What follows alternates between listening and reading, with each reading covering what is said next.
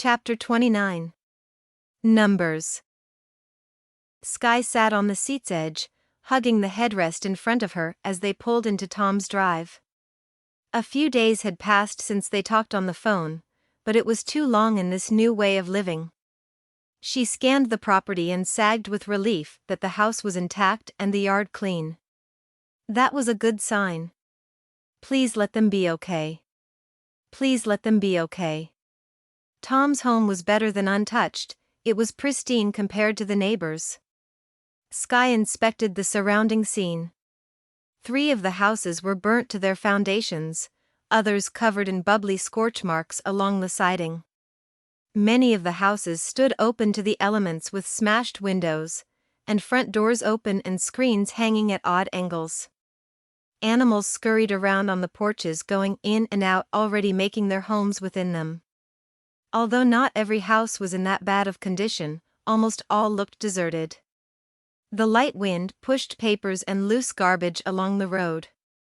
Trash cans lay tipped and their contents spilled in yards and onto the pavement. Sky shook her head.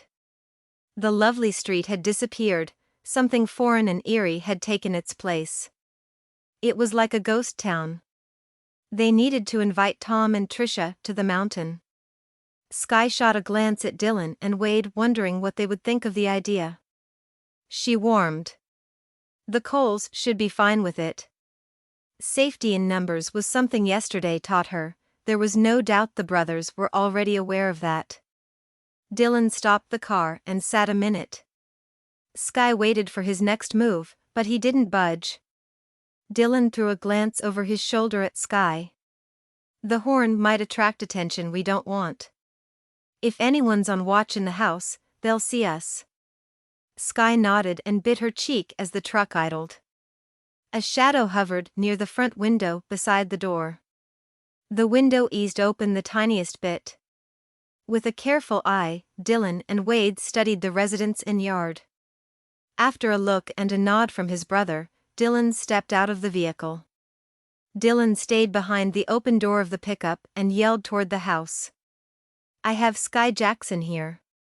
If you're Tom or Trisha, she'd like to see you. The front entry flew open, and Tom stood in the doorway, one hand laying on his gun belt, the other gripping the door handle. Any of you sick? Or infected? Tom scanned the black truck. Nah, we ain't, Dylan said. That you, Dee?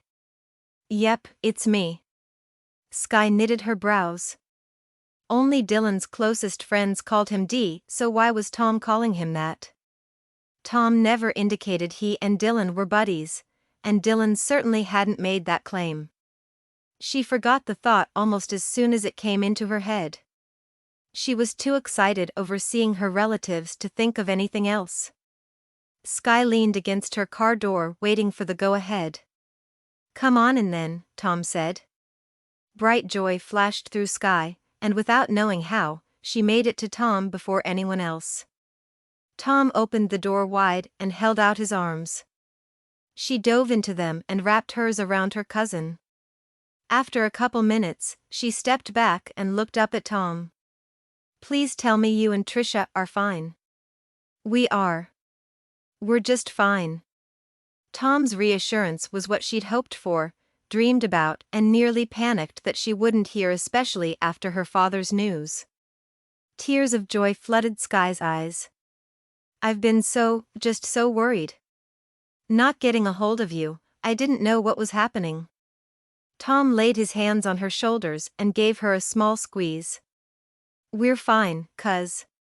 Sky sniffed. Okay. Behind Tom, Trisha entered from the kitchen. Sky's voice broke as she said Trisha's name and raced to her. You can't imagine how happy I am to see you too. Oh, I reckon we do. Trisha's own tears and delighted laughter started as she embraced Sky. And look who you drug along with ya. Dylan and Wade and, of course, Jesse. Sky smiled as she reintroduced them, a hint of pride in her voice. It's been a while since I seen you big scruffy ones, and a bit for you too, little mite. How you doin', Jesse? Trisha went to Jesse and gave him and the men a quick hug. "Real good, ma'am." "Real good," Jesse said. "Excellent," Trisha said as she examined the odd group before her.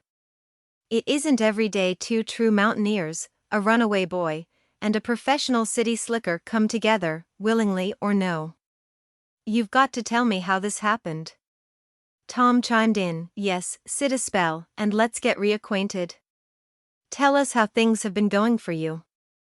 Skye gave an abbreviated story of meeting Dylan and Wade and, unsure what to confess to Tom about Jesse's rescue, she kept that part short. She eyed her cousin during her explanation. He took it well. Despite the friendly greeting and an invitation to stay and visit, uneasiness lingered among the men. Skye and Trisha looked at the guys, then each other.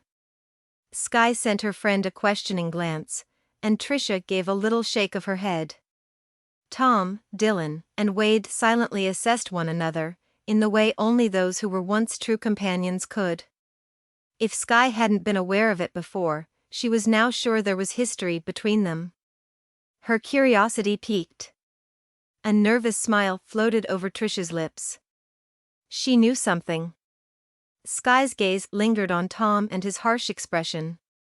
What kind of past did they share? She frowned. Skye didn't want them thinking badly of the Coles. Dylan and Wade had saved her and Jesse, offered them a home. They may be a little rough, but they were good people. Skye giggled to herself. Wow, she'd come a long way since her first meeting with the Fierce brothers. She'd been so frightened of them that day on the side of the road. Skye glanced at her cousin again, making sure to insert all the help the Coles gave her and Jesse into the conversation. Dylan shot her a couple of questioning looks. When Skye spoke of the training the brothers offered her and Jesse, his lip curled. Dylan knew what she was doing. Once the conversation turned to less interesting topics, Trisha winked at Skye and nodded toward the kitchen. "Welp, you men just keep on talkin'. Skye and I are gonna go make cookies. I've hoarded some ingredients for an occasion like this." Jesse wiggled in his seat beside Dylan at the mention of the sweet treat. Skye ruffled his hair and kissed him on the head before following Trisha into the other room. Trisha took the ingredients out of the cupboards as Skye soaked in the kitchen's warm atmosphere. Trisha regained Skye's attention when she slapped a stainless steel bowl onto the counter and said, "So how's it really goin'?"